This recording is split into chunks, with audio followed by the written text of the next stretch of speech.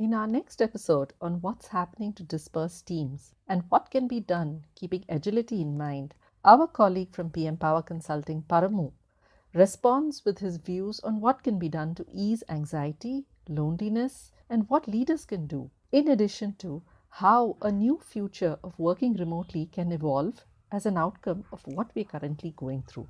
Listen on.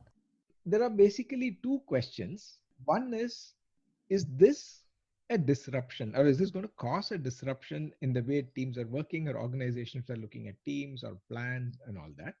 If not, then are there some good practices that help in containing the disruption or not making it disruptive to the Right. overall goals?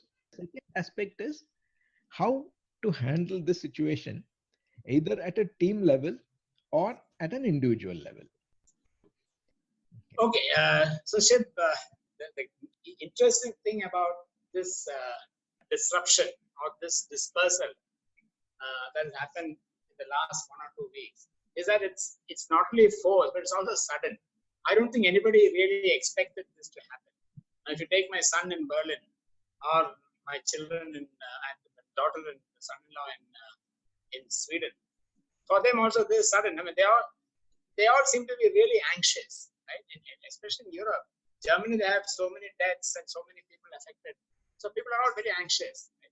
They're not only anxious about the coronavirus itself, they're also anxious about what will happen to their jobs, what will happen to the economy, right? So there's a lot of anxiety among people who are then being dispersed and told to stay at home, where they really have no one to talk about their worries. So that is one of the main problems of this dispersal due to this coronavirus, right? So people didn't have really the time to prepare for this. So basically, I think one of the things that Agile should take care of in the future, then it should have built within itself some remedies for this kind of situation. So if there is a sudden dispersal, what happens? How does Agile then work? So I think that is something which needs to be built into the Agile architecture as we go along. Right? So we have to define the Agile architecture in that fashion and so. As I said, there's a lot of anxiety in people. So one of the main things is communication. People who are leaders should be communicating regularly with the people who are sitting at their homes. There should be regular communications to soften the anxiety that people have. So where is the organization going? What's going to happen? If there is a downturn in the economy, what will happen to them? That kind of thing should be kind of conveyed so that people don't feel anxious. One thing you would notice in a normal situation where people are going to offices, that they talk to each other one-to-one. Now that won't happen now. All of them are alone, especially if you're not married, you're single, you're just sitting at home, and you have nobody to talk to. So it's important that one-to-one calls are established. You just call up your colleague who normally be sitting next to you and talk to him or her. So that's very important, right? And that needs to be told to people. Don't feel isolated. Just start talking to people. At the same time, you also make sure that you publicize your availability. If somebody wants to talk to you, you are there for them. So, of course, there are certain times when you don't want to be disturbed. But normally, you should be able to say that you can be accessed anytime. If somebody has a question, they call you.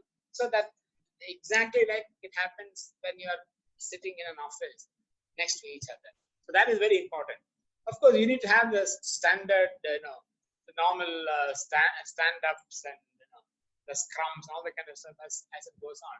And the scrum master or the moderator plays the right normal role that he or she always plays. All that should go on as usual, except that it happens with people standing up in front of a computer rather than in an office or in a room.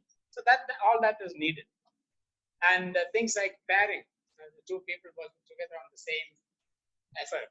Again, that can go on with sharing of screens and sharing of files and with all these new these approaches of checking in your programs, all that kind of stuff. All that can go on.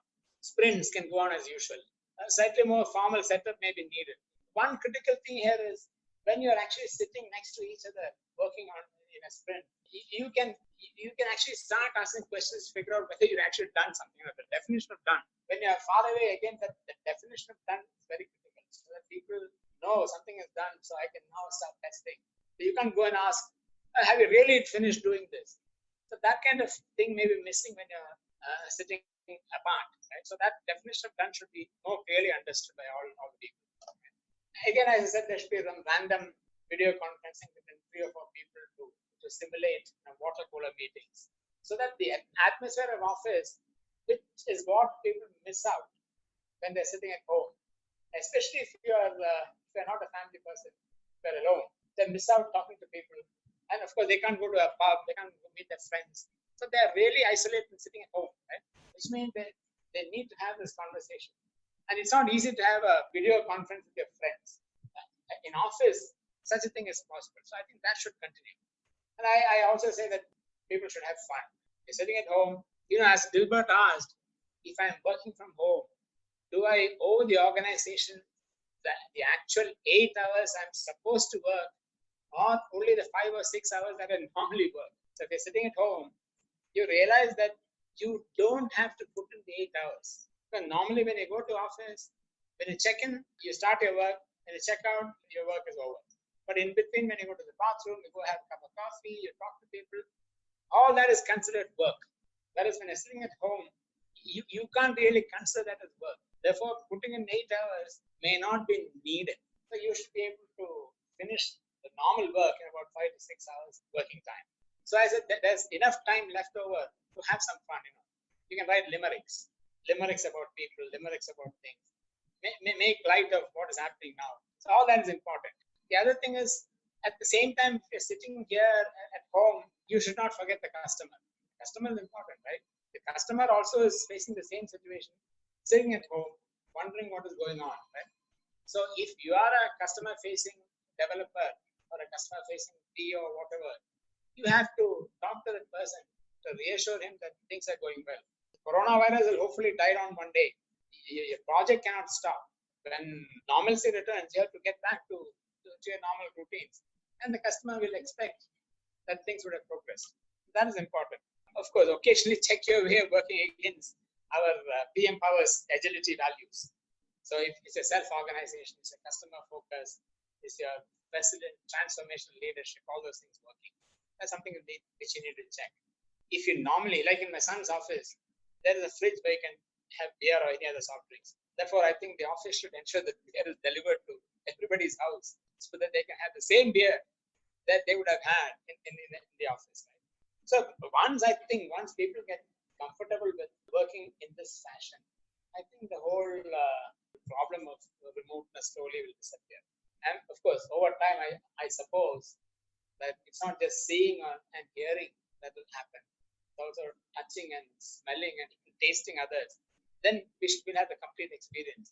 And I think this where the world is going to. Soon, I think, in fact, this coronavirus situation may be an opportunity for people to bring in working from home in a big way. So you can actually have, you can have a green environment, not too many people going to office. Only people who necessarily have to go to office need to go. Others can stay at home and work. So people like you and me can actually do working from home. In fact, I think even coaching is something that can be done from home through video. We should try that out. I don't think we're trying that out in a big way now, but I think we should try that out so that you don't have to travel every day to so far away, and takes 2 hours to go reach. So these things I think we should encourage. So this coronavirus forced dispersal situation should be seen as an opportunity. Please share your experiences on what's working and what's not. This way, we hope to help others and ourselves navigate this time in the best possible way. Do write to us with your insights and thoughts at podcasts@pm-powerconsulting.com.